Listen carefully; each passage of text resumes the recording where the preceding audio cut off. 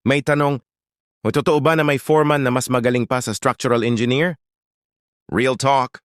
May mga foreman na sobrang galing. Maraming experience. Sanay sa aktwal na trabaho, iya't kabisado ang galaw sa site. Pero, sapat na ba yon para hindi na kailangan ng engineer? Madalas marinig, boss, hindi na kailangan ng plano. 3 palapag lang yan. Kaya ko na yan. Real talk. Sa delikado yan.